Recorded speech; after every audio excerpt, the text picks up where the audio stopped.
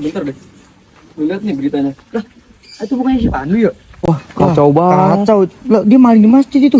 Bayangin masjid tempat sholat dimaling sama dia. Wah, parah banget. Ini sih perlu kita viralin nggak sih? Langsung aja kali kirim ke grup Langsung teman-teman ya. langsung. Bentar itu, Apip masa ngecek di grup? Coba deh baca, guys. Kayaknya ada berita deh. Iya deh, kayaknya ada berita. Tuh memang dia serius, sumpah dia serius. Oh, hah? Itu Pandu? Sumpah parah banget. Sumpah dia nyolong. Coba lo baca komennya deh. Wah, komennya banyak banget. Ini valid nggak sih? Ini harus dicari dulu sih kebenarannya. Assalamualaikum warahmatullahi wabarakatuh. Halo semuanya, perkenalkan kami dari kelompok ISH26 akan mempresentasikan hasil penelitian kami yang berjudul Pengaruh Kemampuan Literasi Digital Peserta Didik SMA Negeri 81 Jakarta terhadap konten negatif di media sosial. Sebelum mulai, alangkah baiknya untuk memperkenalkan diri terlebih dahulu. Saya, Kiraina Ardelia Mansur dari kelas 105 selaku ketua kelompok. Saya, Annabel Elisha Angela, kelas 102. Saya Kuleba Nadifa 103. Saya Rizky Pandu Prawira dari 106.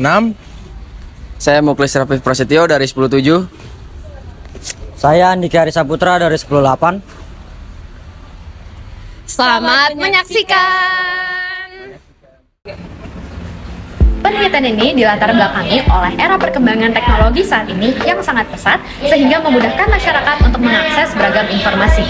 Salah satu media utama dalam penyebaran informasi tersebut adalah media sosial. Menurut Kamus Besar Bahasa Indonesia atau KBBI, media sosial adalah laman atau aplikasi yang memungkinkan pengguna dapat membuat dan berbagi isi atau terlibat dalam jaringan sosial. Adanya media sosial memberikan kebebasan kepada seluruh penggunanya untuk mengunggah berbagai macam konten, termasuk konten-konten negatif yang meliputi hoax, ujaran kebencian, pelanggaran hak cipta, bahkan konten kekerasan. Hal ini memberikan banyak dampak negatif dalam kehidupan masyarakat, seperti menyebabkan masalah privasi dan rentan terhadap pengaruh buruk. Dilansir dari graduate.binus.ac.id, literasi digital adalah pengetahuan seseorang atau pengguna dalam memanfaatkan media digital, sehingga dapat disimpulkan bahwa kemampuan literasi digital sangat dibutuhkan di masa kini. Dengan adanya kemampuan literasi digital yang baik, masyarakat menjadi lebih kritis dalam menerima informasi dan dapat menyaring konten-konten negatif yang ada di dalam media sosial, sehingga masyarakat dapat terhindar dari dampak negatif yang ditimbulkan. Oleh karena itu, penelitian ini dilakukan untuk mengetahui kemampuan literasi digital peserta didik SMA 81 Jakarta dan pengaruhnya dalam menyikapi konten negatif di media sosial saat ini dengan menggunakan metode penelitian kuantitatif. Berdasarkan uraian latar belakang di atas, kami di sini tertarik untuk melakukan penelitian yang berjudul Pengaruh Kemampuan Literasi Digital Peserta Didik SMA 81 Jakarta terhadap konten negatif di media sosial. Beberapa masalah yang kami rumuskan yaitu: 1. Bagaimanakah kemampuan literasi digital peserta didik SMA 81 Jakarta? Kedua, sebesar apakah pengaruh kemampuan literasi digital peserta didik SMA 81 Jakarta terhadap konten negatif di media sosial?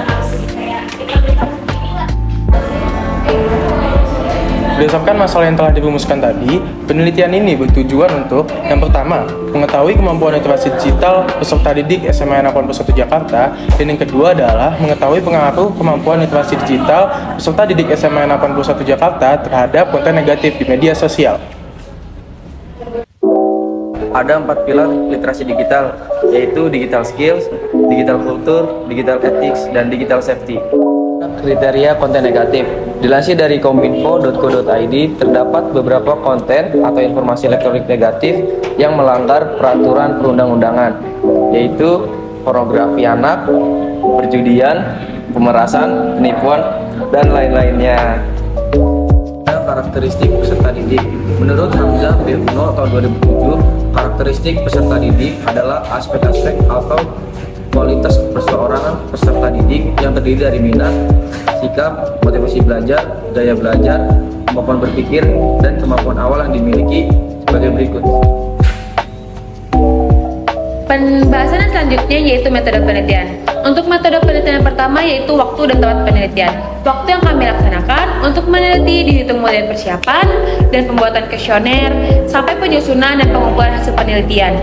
Dan untuk tempat pelaksanaan penelitian ini dilakukan di rumah masing-masing peneliti dan responden terkait yang bersedia mengikuti penelitian sampai akhir.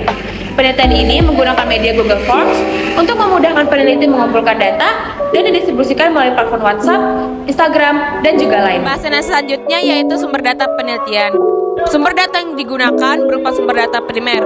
Subjek pengumpulan data merupakan peserta didik SMA 81 Jakarta dari kelas 10 hingga kelas 12 yang menggunakan media sosial dan berkenan untuk mengikuti penelitian ini. Metode yang kami lakukan untuk mendapatkan sampel penelitian adalah non-probability sampling dengan teknik proportive sampling sebagai berikut.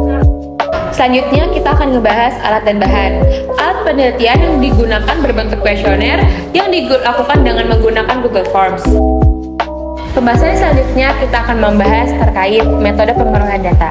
Pada penelitian ini, peneliti memutuskan untuk menggunakan perolehan data kuantitatif yang berupa kuesioner karena dirasa efisien dan praktis dalam mengumpulkan data dengan populasi yang besar. Pembahasan selanjutnya adalah metode pengolahan dan analisis data. Yang pertama adalah metode pengolahan data. Dilansir dari file upi.edu, pengolahan data kuantitatif meliputi kegiatan pengeditan data atau editing, transformasi data atau coding, serta penyajian data, sehingga diperoleh data yang lengkap dari masing-masing objek untuk setiap variabel yang diteliti. Analisis data yang digunakan dalam penelitian ini adalah teknik statistik inferensial, yang merupakan teknik dengan menggunakan tahapan statistik dan hasilnya akan dijadikan sebagai pedoman dalam membuat kesimpulan secara umum atau mengeneralisasikan. Kesimpulannya, kemampuan literasi digital sangat penting dan dibutuhkan oleh masyarakat masa kini. Apalagi sekarang perkembangan teknologi sangat maju, sehingga berbagai macam konten dapat diakses dengan mudah, tak terkecuali konten negatif. Dengan adanya kemampuan literasi digital yang baik, diharapkan masyarakat bisa menyaring informasi-informasi yang ada di media sosial, sehingga terhindar dari dampak yang ditimbulkan. Sekian presentasi dari kelompok kami, ISH 26. Kiranya, penelitian ini dapat dijadikan acuan untuk penelitian-penelitian berikutnya dan dapat memberikan manfaat kepada masyarakat. Kurang lebihnya mohon maaf atas perhatiannya. Kami ucapkan terima kasih. Wassalamualaikum warahmatullahi wabarakatuh.